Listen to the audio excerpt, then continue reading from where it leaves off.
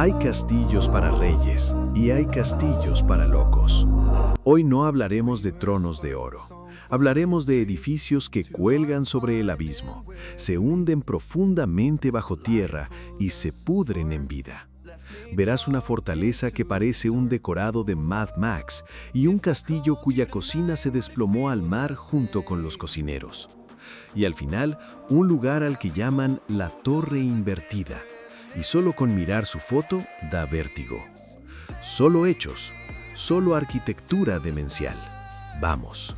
Y abre nuestra lista, un lugar que a primera vista parece una antigua fortaleza que ha sobrevivido a cientos de asedios. España, ciudad de Benalmádena. Ante ti está el castillo de Colomares. Cuando ves estas torres, arcos tallados y poderosos muros, parece que aquí vivieron caballeros de la mesa redonda, o como mínimo, grandes señores españoles del siglo XV. Pero la realidad es mucho más extraña.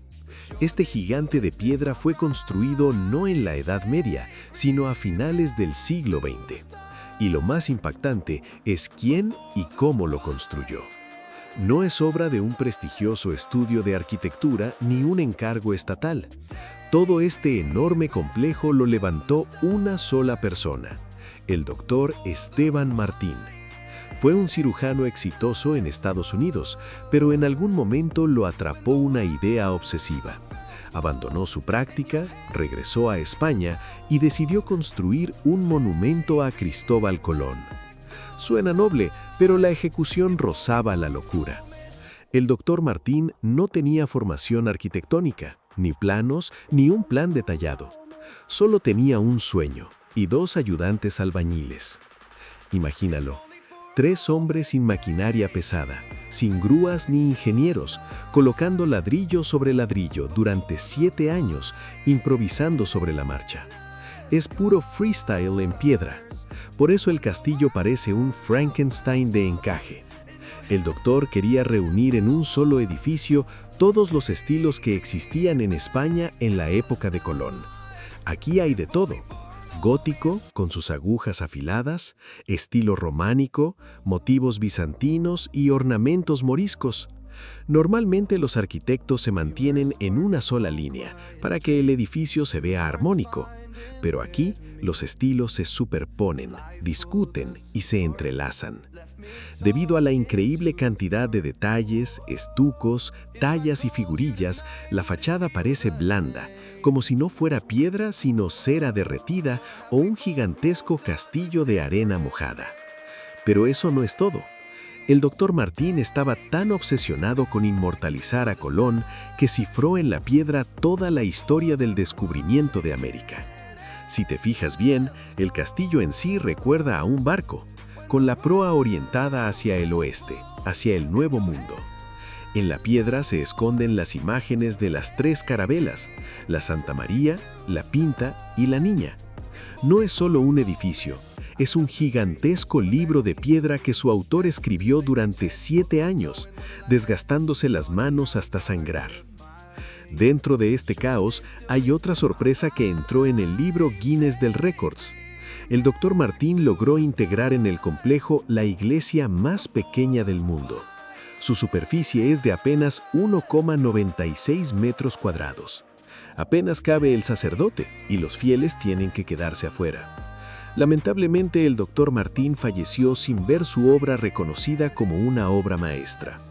Durante mucho tiempo, las autoridades locales y los arquitectos la despreciaron, calificando el castillo de kitsch y de mal gusto.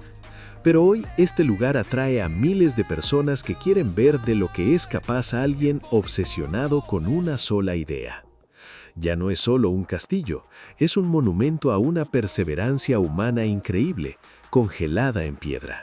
Si pensabas que el castillo anterior era extraño, prepárate, porque nos vamos a la lluviosa Escocia. Aquí, entre colinas brumosas y bosques centenarios, hay algo que te hará frotarte los ojos y preguntarte si alguien no le echó algo a tu café de la mañana. El castillo de Kilburn es una auténtica fortaleza del siglo XIII que durante 800 años perteneció a la misma familia aristocrática. Pero hoy lo llaman nada menos que la Mansión Ácida. y se ha ganado ese nombre al 100%. Imagina un castillo medieval clásico con torres austeras, muros macizos y una rica historia. Ahora imagina que alguien toma un gigantesco spray y convierte ese monumento arquitectónico en el decorado del rave más loco de la historia. En 2007, el actual propietario, el 10º conde de Glasgow, se enfrentó a un problema serio. El revestimiento exterior de hormigón del castillo, añadido en los años 50, empezó a deteriorarse. Restaurarlo costaba una fortuna, y el aspecto de los muros desconchados era deprimente.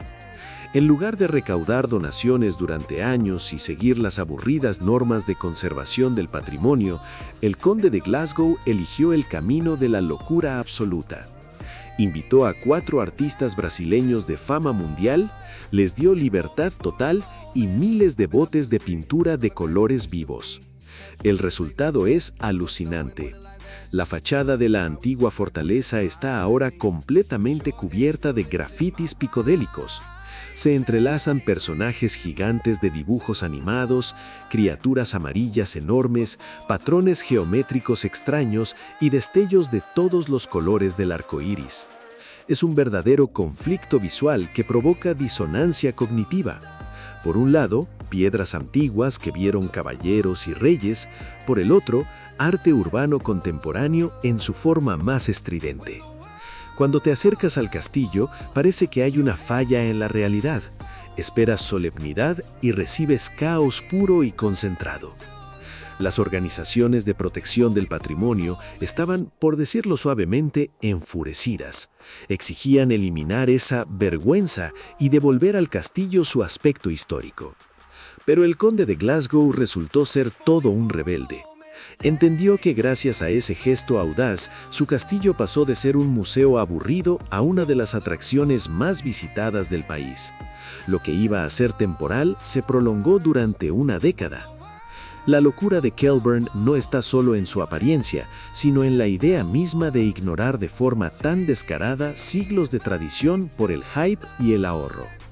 Es un desafío arquitectónico a toda la sociedad conservadora.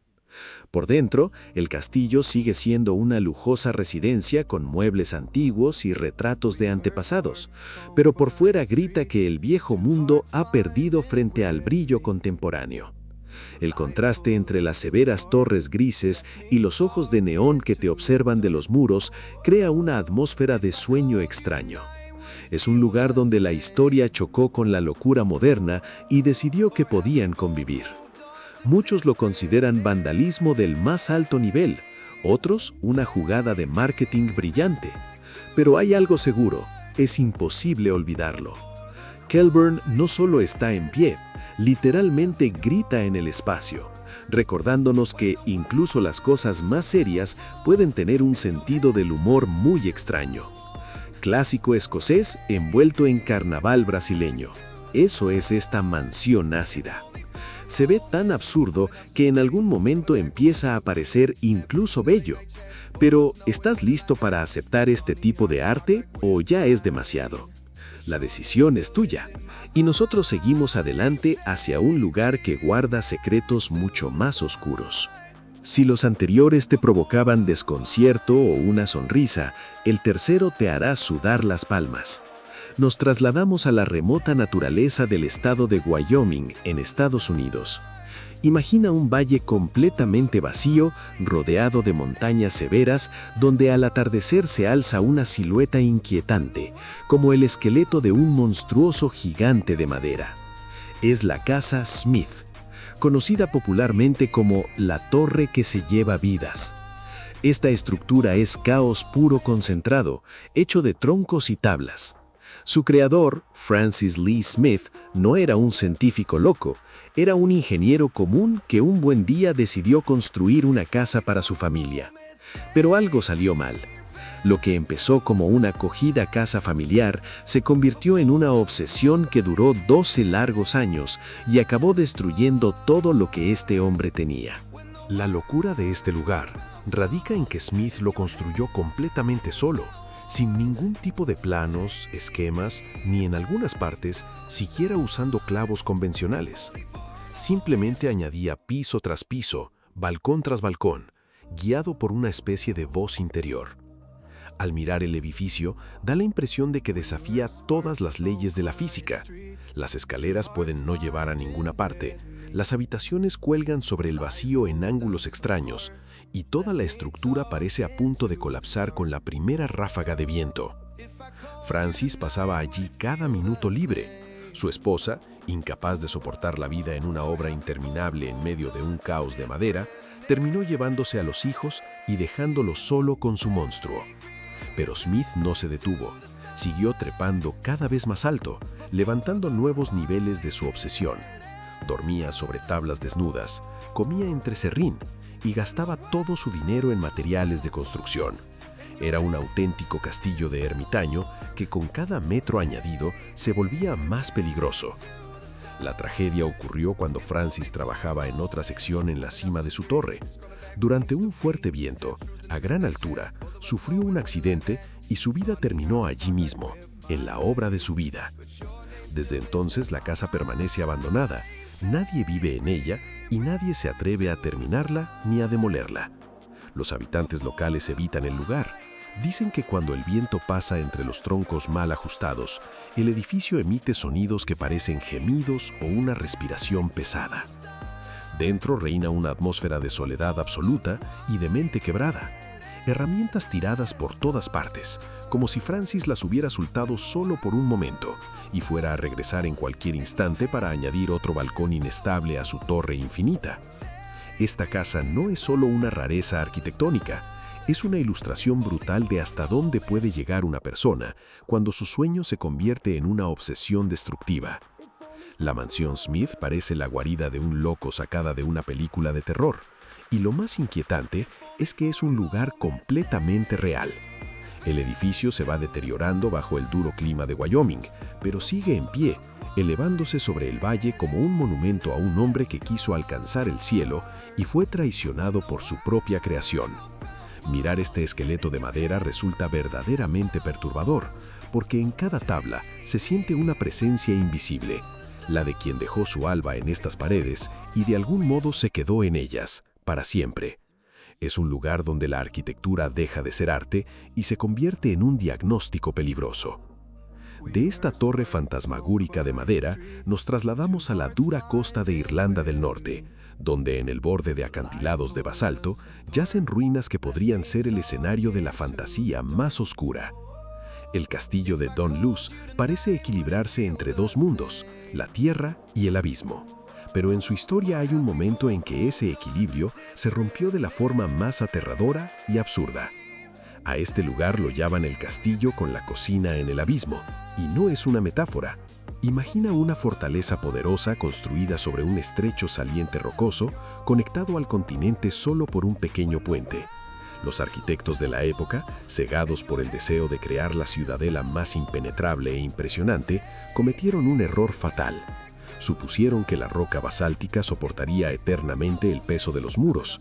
En busca de vistas panorámicas y cercanía al mar, acercaron tanto las construcciones al borde que casi no quedó distancia entre la comodidad y el vacío. La locura de Dunluce alcanzó su punto máximo en 1639. Era una noche fría y tormentosa. El propietario del castillo, el conde de Antrim, junto con su esposa, Lady Catherine Manners, recibían invitados. En los salones ardían chimeneas, corría el vino, y en la enorme cocina del castillo, el trabajo hervía. Decenas de cocineros y sirvientes preparaban una cena exquisita, sin sospechar que la tierra bajo sus pies ya había firmado su sentencia. Al clímax de la velada, cuando el rugido del mar se volvió especialmente feroz, un estrondoso estruendo rompió incluso el sonido de la tormenta. Una gran parte del acantilado, junto con los cimientos de la cocina, simplemente cedió y se desplomó. En un instante, la estancia llena de personas, hornos, utensilios de cobre y platos preparados dejó de existir. Todo cayó desde gran altura directamente al mar embravecido. La leyenda dice que solo una persona sobrevivió, un joven pinche que en el momento del derrumbe se encontraba en el rincón más alejado, el único trozo de suelo que milagrosamente se mantuvo en pie. Todos los demás desaparecieron en las profundidades. Lady Catherine quedó tan conmocionada que se negó a permanecer en el castillo. Dijo que nunca volvería a dormir en un lugar donde el mar pudiera llevárselo todo en cualquier momento.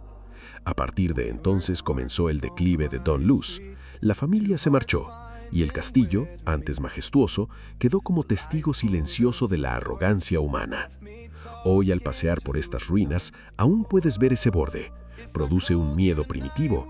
Estás en un lugar donde antes había una habitación y ahora solo hay horizonte infinito y una caída de 30 metros hacia rocas afiladas. Don Luce es un monumento a cómo la ambición y el deseo de impresionar pueden acabar en desastre. Sus dueños quisieron dominar los elementos, pero la naturaleza simplemente arrancó una parte de su hogar. El lugar está impregnado de inquietud. El viento que atraviesa las ventanas vacías parece traer aún los ecos de aquella noche fatal. Es un castillo advertencia. La naturaleza no tiene piedad con quienes ignoran sus leyes por una vista bonita desde la ventana. Hoy es uno de los lugares más fotografiados de Irlanda, pero pocos se atreven a acercarse al borde, sabiendo que el basalto sigue desmoronándose hacia el mar metro tras metro, llevándose consigo la historia de esta construcción insensata. De esta torre fantasmagórica de madera, nos trasladamos a Eslovenia para ver un castillo que parece la encarnación de la paranoia y la desesperación arquitectónica. Si los anteriores se construyeron al borde de precipicios, los creadores del castillo de Predjama fueron aún más lejos. Incrustaron el edificio dentro de una gigantesca roca. No está junto a la montaña, crece dentro de ella, como un parásito de piedra que tapa la entrada de una cueva oscura. Mira esta escena. A 123 metros de altura, en una pared vertical, se abre un vacío, y dentro de ese hueco están encajados 4 pisos de fortificaciones. Desde el punto de vista defensivo es brillante. El castillo es imposible de rodear, no puede ser atacado desde arriba y la única entrada queda completamente expuesta. Pero desde el punto de vista del sentido común, es pura locura. Vivir allí era una prueba constante para la mente y el cuerpo. Imagina dormir en una cavidad húmeda donde el agua helada gotea sin parar del techo. Las paredes traseras no son muros, son roca viva. Reinaban la oscuridad, el frío y una humedad tal que la ropa y los tapices se podrían en meses. Era más un hábitat para murciélagos que para aristócratas, pero el miedo a los enemigos era tan grande que preferían esa vida miserable a sentirse vulnerables. La historia más famosa del lugar está ligada al caballero Erasmo de Lueg, una especie de Robin Hood local. En el siglo XV, tras enemistarse con el emperador, se encerró en su fortaleza inexpugnable. El asedio duró 1 año y 1 día. Los soldados estaban convencidos de que los defensores morirían de hambre, pero Erasmo se burlaba de ellos. Arrojaba carne asada y castecas de cerezas frescas desde lo alto. El secreto estaba en el propio diseño del castillo. Detrás de las salas había una red de túneles que atravesaban la montaña y salían al otro lado. Mientras el ejército esperaba abajo, los habitantes salían tranquilamente a buscar comida. El final fue tan absurdo como la historia. Según la leyenda, un sirviente traicionó a Erasmo señalando con una luz cuando éste estaba en el lugar más vulnerable, el retrete, al exterior del muro. Un tiro de cañón puso fin a su vida en el momento más inoportuno. El castillo de Predjama es una prueba viva de hasta dónde puede llegar el ser humano por la ilusión de seguridad absoluta. Es arquitectura del miedo, el confort sacrificado por la defensa. Dentro aún se percibe el olor a humedad y piedra vieja y la sensación física de que la montaña te aplasta. Es una obra de ingeniería tan extrema que eligió la oscuridad y el moho antes que el riesgo del mundo exterior. Un triunfo de la voluntad sobre el sentido común que demuestra que a veces una fortaleza puede dejar de ser un hogar. El rey exigía lo imposible. Quería que en el interior del castillo se recreara la atmósfera de las óperas de Wagner. En sus aposentos privados había una cueva artificial, una gruta con cascada y una iluminación eléctrica de colores, algo que para finales del siglo XIX rozaba la fantasía. Para la construcción se utilizaron miles de toneladas de cemento y mármol, y solo en el tallado de madera del dormitorio real trabajaron 14 artesanos durante 4 años. Mientras el pueblo de Baviera se preguntaba a dónde iban sus impuestos, Ludwig se hundía cada vez más en sus fantasías. La locura del proyecto se acentuaba por el hecho de que el castillo, que parecía una ciudadela medieval, estaba equipado con las tecnologías más modernas de su tiempo. Tenía calefacción central, sistemas de descarga automática en los baños e incluso línea telefónica. Pero todo ese esplendor estaba destinado a un único espectador, el propio rey. Cada vez llevaba más una vida nocturna, dormía de día y vagaba por los salones por la noche, imaginándose un personaje de cuento. Cuando las deudas del rey superaron los 14 millones de marcos, el gobierno decidió actuar. Un grupo de médicos, sin siquiera examinarlo en persona, lo declaró enfermo mental e incapaz de gobernar. Era la única forma de frenar el gasto infinito en sus alucinaciones arquitectónicas. Al rey lo apartaron de su sueño, poniéndolo bajo custodia en otra residencia. El final fue trágico. Pocos días después de su destitución, el cuerpo de Ludwig fue hallado en un lago en circunstancias misteriosas que aún hoy generan debate. La ironía es que el rey solo llegó a vivir en su castillo ideal 172 días. Lo construyó durante 17 años, invirtió en él toda su alma y la riqueza de un reino, pero nunca pudo disfrutarlo plenamente. Hoy, Neuschwanstein genera enormes ingresos para Alemania. Lo visitan alrededor de 1.300.000 personas al año. Pero dentro de sus muros aún se percibe la presencia de alguien que fue demasiado extraño para su época. Es un monumento a la soledad y al deseo de escapar a un mundo inexistente. Parece un sueño, pero en realidad fue una jaula dorada que llevó a su creador a un final triste. Es locura arquitectónica en estado puro, cuando la belleza se vuelve más importante que la vida y la fantasía sustituye a la realidad. Ahora nos dirigimos al famoso Valle del Loire en Francia. Parecería un lugar asociado únicamente con elegancia, vino y lujo real. Pero entre cientos de residencias espléndidas se esconde el Château de Bressé, una construcción que bien podría llamarse Castillo Iceberg. Su locura no salta a la vista de inmediato, pero en cuanto te acercas al borde de su foso, te corta la respiración. Es arquitectura de paranoia total, donde la parte visible es solo la punta de un mundo oculto colosal. La principal característica de Bressé es el foso seco más profundo de Europa. Alcanza los 18 metros, aproximadamente la altura de un edificio de 6 pisos. Imagina un abismo gigante excavado a mano en roca maciza. Pero lo más extraño está dentro de esas paredes verticales. Durante siglos, los propietarios estuvieron obsesionados con la seguridad y decidieron que un palacio en la superficie no era suficiente. Crearon una copia completa de la vida bajo tierra, convirtiendo la base rocosa en una auténtica ciudad subterránea. La longitud total de los túneles supera los 4 kilómetros. No se trata de simples bodegas húmedas, es un duplicado completo de la vida, donde cientos de personas podían pasar años sin salir a la superficie, escondiéndose de amenazas externas.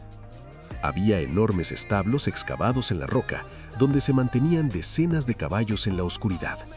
Funcionaban panaderías capaces de alimentar a más de 500 personas. Bajo tus pies había un espacio donde la vida bullía. Artesanos trabajando, familias viviendo y envejeciendo en un entorno marcado por el miedo constante al exterior. La obsesión llegaba al punto de incluir incluso talleres de producción de seda para no depender de suministros externos. La vida ahí era casi un encerramiento voluntario. Temperatura constante de aproximadamente 12 grados, humedad permanente y la luz temblorosa de antorchas. En Bressé también se encuentra uno de los mayores prensas de vino del mundo, escondido bajo tierra. Sus dueños desconfiaban tanto del exterior que incluso la producción de vino la convirtieron en una operación secreta. Todo esto parece irracional. ¿Para qué construir un palacio renacentista en la superficie si vas a vivir bajo tierra como si el fin del mundo estuviera cerca? Hoy, al recorrer esos túneles, se siente una mezcla extraña de claustrofobia y asombro. Es un monumento al miedo humano que llevó a generaciones a excavar la roca durante 500 años. Bressé es un castillo con doble fondo en el sentido más literal. Muestra hasta dónde puede llegar el ser humano en su intento de crear el refugio perfecto, incluso si eso convierte su hogar en un laberinto del que a veces ni siquiera hay salida sin guía. Dejamos Francia y viajamos a las colinas boscosas de Bélgica, donde durante mucho tiempo se ocultó un lugar considerado el rey de los abandonos en Europa. El castillo de Miranda no es solo un edificio, es un monumento al lento declive y a cómo la naturaleza recupera lo suyo cuando el ser humano deja de resistir. Si los anteriores impresionaban por su extravagancia o lujo, Miranda impacta por su atmósfera inquietante, casi tangible, de olvido absoluto. Este majestuoso edificio neogótico fue construido en el siglo XIX. La familia del conde Liedekerke-Beaufort, obligada a huir durante la Revolución Francesa, decidió levantar algo aún más impresionante. Un arquitecto inglés creó un auténtico masterpiece: 500 ventanas, torres puntiagudas interminables y una gran torre real que dominaba el bosque. Parecía destinado a durar para siempre, pero no fue así. La locura de su historia comenzó tras la Segunda Guerra Mundial, cuando el castillo fue entregado a la Compañía Nacional de Ferrocarriles de Bélgica y transformado en un campo infantil, conocido como Château de Noisy. Durante décadas se llenó de risas y voces, pero en 1991 todo terminó. El mantenimiento era demasiado caro y el lugar fue cerrado. Y entonces llegó lo más desconcertante. Durante los siguientes 25 años, los propietarios se negaron rotundamente a venderlo, pese a múltiples ofertas para restaurarlo y darle nueva vida como hotel o museo. Prefirieron verlo desmoronarse. Era una especie de orgullo extremo. Si no es completamente nuestro, no será de nadie. El resultado fue devastador. Miranda se convirtió en un laispaje postapocalíptico real. El techo empezó a hundirse, los suelos se pudrieron y los árboles crecieron dentro de las salas a través de ventanas vacías. En el interior reinaba el caos: muebles rotos, lámparas destruidas y juguetes antiguos cubiertos de polvo y moho. Era una visión escalofriante. Muchos aventureros entraban a pesar del peligro para documentar su decadencia. Decían que el tiempo ahí fluía de forma distinta. Un silencio pesado, interrumpido solo por el crujido de vigas y el goteo constante de agua. El castillo parecía disolverse en la humedad del bosque belga. Esta historia no tuvo un final feliz. En 2016, cuando el edificio ya era demasiado peligroso, comenzaron a demolerlo. Hoy casi no queda nada, pero su recuerdo sigue vivo como símbolo de cómo la belleza puede convertirse en ruinas cuando se abandona. No lo destruyeron la guerra ni el tiempo, sino la indiferencia humana. Dejamos los bosques brumosos de Bélgica y nos dirigimos a la soleada Portugal, a la ciudad de Sintra. Pero no esperes paisajes de playa típicos. Vamos a la Quinta da Regaleira, un lugar que muchos llaman la finca más misteriosa y extraña del mundo. Si pensabas que un castillo incrustado en una roca era el límite de la imaginación, prepárate para un shock arquitectónico que literalmente pondrá tu percepción de la realidad patas arriba. El propietario de esta finca fue Antonio Augusto Carvalho Monteiro, un hombre increíblemente rico e igual de excéntrico. Lo apodaban Monteiro el Millonario. Invirtió toda su enorme fortuna en crear un jardín laberinto lleno de símbolos de alquimia, masonería y antiguas órdenes. Pero el elemento principal, por el que millones de personas vienen aquí, está oculto a la vista. Es el Pozo de la Iniciación, que en realidad podría llamarse una torre invertida. La locura de esta estructura es que se trata de una torre completa con delicadas tallas, arcos y escaleras, pero construida no hacia arriba, sino hacia las profundidades de la tierra. Es arquitectura al revés. Imagina una galería en espiral que desciende a una oscuridad húmeda y fría, hasta una profundidad de 27 metros, como un edificio de 9 pisos escondido bajo tus pies. Cuando te asomas al borde y miras hacia abajo, el vértigo puede ser inmediato. Las paredes están cubiertas de musgo y la escalera consta de 9 tramos, una referencia, dicen, a los 9 círculos del infierno de la Divina Comedia de Dante. Según la idea del propietario, quien descendía realizaba un viaje simbólico de la oscuridad hacia la luz, pasando por rituales de purificación. No es un simple pozo, nunca tuvo agua, sino una especie de portal a otra dimensión, hecho de piedra y ambición humana. Para quienes sufren de tripofobia o claustrofobia, el lugar puede ser especialmente inquietante. Con cada paso hacia abajo, el aire se vuelve más frío y húmedo, y el círculo de cielo sobre tu cabeza se hace más pequeño. La mampostería es tan precisa que parece como si un tornillo gigante hubiera perforado la tierra. Al fondo hay una gran cruz templaria, inscrita en una estrella de 8 puntas, el emblema de Monteiro. Pero lo más interesante empieza abajo. Al llegar al fondo, el recorrido no termina. Desde la oscuridad parten túneles subterráneos en varias direcciones, excavados en la roca, que conducen a otras zonas del jardín, cascadas ocultas, grutas y otro pozo aún más salvaje. Todo el sistema fue diseñado para desorientarte por completo. Entras por un punto y sales por otro, sin entender cómo llegaste allí. La Quinta da Regaleira es un monumento hasta donde puede llegar alguien decidido a materializar sus sueños y obsesiones. Es locura arquitectónica en estado puro. No tiene utilidad práctica. Todo ese trabajo colosal, toda esa piedra tallada, existía solo para satisfacer la fascinación del dueño por el misterio y el espectáculo.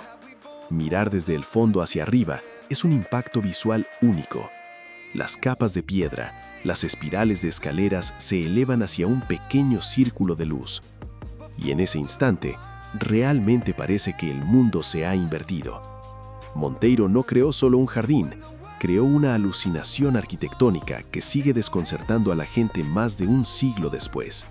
Y es el paso perfecto hacia nuestro último lugar, porque si aquí la locura se hunde bajo tierra, lo que viene ahora está suspendido entre el cielo y el agua, como el fin de la civilización. ¿Listo para el final? Nos vamos mar adentro. Hemos llegado al número 1, y parece sacado de una película sobre futuros lejanos o invasiones alienígenas. Imagina el mar abierto, las olas grises del Mar del Norte, y de pronto, emergiendo del agua, un grupo de gigantes oxidados. Son los fuertes Maunsell, torres de acero sobre pilotes frente a la costa del Reino Unido. No es solo arquitectura extraña, son monumentos a la paranoia y a la desesperación tecnológica de la Segunda Guerra Mundial. Se construyeron en los años 40, cuando el cielo sobre Inglaterra ardía bajo bombardeos. El ingeniero Guy Maunsell propuso llevar la defensa al mar, enormes bases de hormigón con estructuras metálicas encima. Cada complejo tenía 7 torres conectadas por pasarelas estrechas. En el centro, una torre de control, y alrededor plataformas armadas listas para disparar contra cualquier amenaza en el estuario del Támesis. Pero lo más extremo no era su aspecto, sino la vida dentro de ellas. A kilómetros de la costa, rodeado solo por viento y olas, con el mar rugiendo bajo tus pies. Los soldados vivían en compartimientos estrechos durante años, casi aislados del mundo. El ruido era constante, generadores diésel, metal crujiendo bajo las tormentas. Una presión psicológica brutal. Muchos contaban que tras semanas allí, la percepción de la realidad empezaba a distorsionarse. Sufrían mareos permanentes aunque no estaban en un barco. El encierro, la humedad y la sensación de fragilidad convertían la experiencia en una pesadilla. Tras la guerra quedaron abandonados, pero su historia no terminó. En los años 60 se convirtieron en bases de radios piratas. Algunos incluso proclamaron una de las plataformas como un país independiente, el Principado de Sealand, con bandera, moneda y constitución. Hubo conflictos reales por estas estructuras oxidadas en medio del mar. Hoy los fuertes Maunsell son esqueletos en descomposición. El mar los devora lentamente. Pasarelas caídas, escaleras rodridas, viento recorriendo espacios vacíos. Acercarse es peligroso. En cualquier momento una parte puede colapsar. Es un final perfecto. Estas torres muestran lo que ocurre cuando el miedo humano se enfrenta a la naturaleza. Una arquitectura sin alma, creada para la guerra, convertida en símbolo de aislamiento absoluto.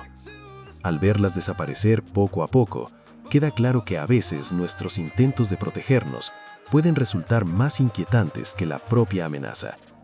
Y ahora una pregunta. ¿En cuál de estos lugares pasarías una noche por $1.000.000? Escribe el número. Tengo curiosidad por ver hasta dónde llega tu valentía. Nos vemos en el próximo episodio.